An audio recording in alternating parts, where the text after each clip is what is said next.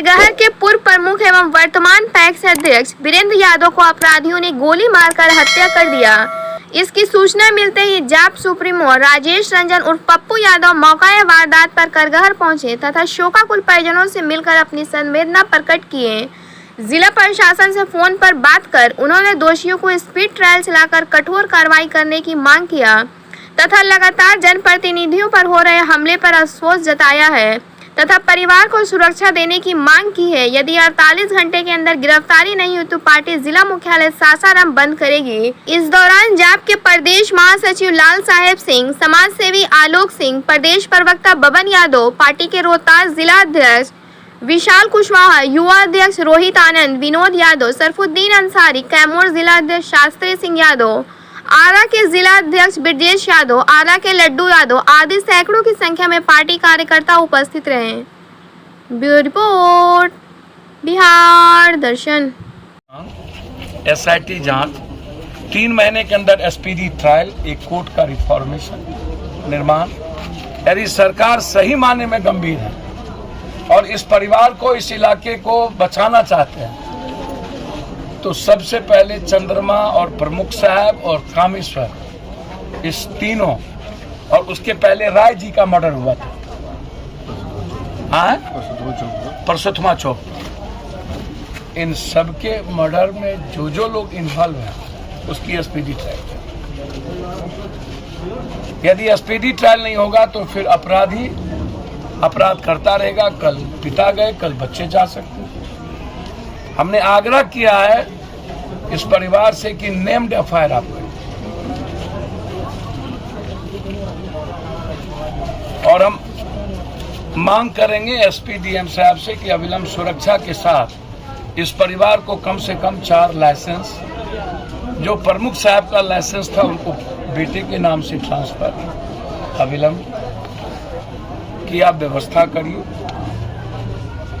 पढ़ने वाला लड़का हैदराबाद में जो खुद पिता को रोकता था कि आप इन सब चीजों में इन्वॉल्व नहीं होइए, इनको क्या कमी है भाई जो ये किसी की जमीन लेगा। 2 बच्ची दोनों ऊपर चला गया, ये तो अकेला हो गया, तो अनाथ हो गया ये लड़का। अब ये तो कहता है कि हम लड़ने वाले तो है नहीं सर, हम तो पढ़ाई ढूंढेंगे, लेकिन मेरा फैमिली, मेरी माँ तो अकेली होगी, वो तो अकेले सही में होगी। इनसे ज्यादा कष्ट तो यहाँ के सोसाइटी को हो गया। ये तो चले जाएंगे पढ़ने और कहीं या कुछ कर लेंगे, लेकिन समाज किसके बदौलत चलता है। तो मैं आपको फिर कह रहा हूं, मैंने चंद्रमा जी के घटना के बाद जाकर के मुख्यमंत्री जी को पत्र भी लिखा और अपनी बात पहुंचा भी। फिर यह घटना मैं मुख्यमंत्री जी को पत्र लिख के पहुंचा दूंगा। मेरी आज एसपी साहब से 2 बार बातचीत हुई। खुद एसपी साहब ने ही फोन किए थे कि सर मैं एक्शन ले रहा हूं, मेरा आग्रह है कि आप आ रहे हैं तो संयम कम से कम लोग बढ़ते। उन्होंने 2 बार फोन किया हमको, तो हम प्लेन में थे, हमने 6 मिस कॉल आलोक सिंह जी का दिखा। भाई मिस कॉल क्या बात हो गई 6। हमने फोन किया 11 बजे उतरने के बाद, तो इन्होंने कहा कि ऐसे प्रमुख साहब की हत्या हो गई। 2 सोसाइटी ने पटना ऐसा, यहाँ के पदाधिकारी पहले के ही सरकार से आज तक है, चाहे जो भी लोग, और सरकार बदलने के बाद पदाधिकारी की मानसिकता लगभग नहीं बदली है। पदाधिकारी की मानसिकता कंप्लीट रूप से सामाजिक व्यवस्था और समाज के गरीबों के खिलाफ है। चंद्रमा जी की हत्या हुई 11 दिन हो गया। इस इलाके में 2-2, 3-3 मंत्री बने, विधायक। 23 शाहबाद में विधानसभा सीट है 24, जिसमें 22 से 23 सीट गरीब गुरबा यादव के बगैर चुनाव नहीं जीतते। क्या आप समझिए, चाहे यादव हो, कुशवाहा हो या दलित हो, राम हो, ये 23 सीट प्रभावित करता है। और उसके बाद मंत्री बनने के बाद जब सामाजिक लोगों की हत्या होती है, चंद्रमा जी का क्या मतलब था किसी हत्या में, मैंने उस दिन भी नाम लिया, आज भी मैं आपको कह रहा हूं कि प्रमुख साहब की हत्या पूरी कंप्लीट गहरी साजिश जेल से, और भूमिका मरवाने में गुड्डू उर्फ कंप्लीट रमेश और शूटर समाज मुख दर्शक बन जाती है।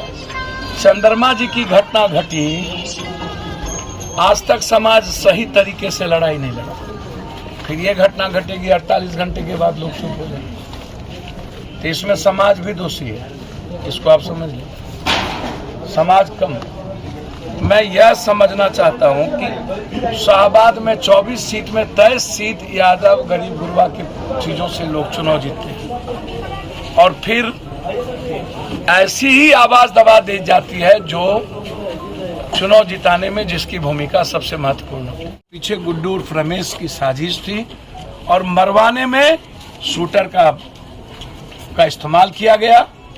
आप शूटर की गिरफ्तारी करिए, आपको पता चल जाएगा उसके मोबाइल और गुड्डू के मोबाइल का संबंध, और उसके मोबाइल और जेल के मोबाइल का संबंध। तो इसलिए हम शूटर को गिरफ्तारी की मांग करते हैं, इनकी सुरक्षा, और यदि आप 3 से 6 महीने के अंदर स्पीडी ट्रायल के लिए कोर्ट का रिफॉर्म नहीं करते हैं, तो इसका मतलब सरकार अपराध और अपराधियों को मिटाने में हमसे कोई पूछे तो हम तो कहेंगे कि शमशान जगह है, जेल में नहीं। जेल से एक्सटॉर्शन यही लोग लेते हैं, जेल से मरवाते यही लोग हैं, हर घटना यही। इन लोगों को सीधा शूट एंड साइट करना चाहिए। माफियाओं का जगह समाज में नहीं मिलना चाहिए।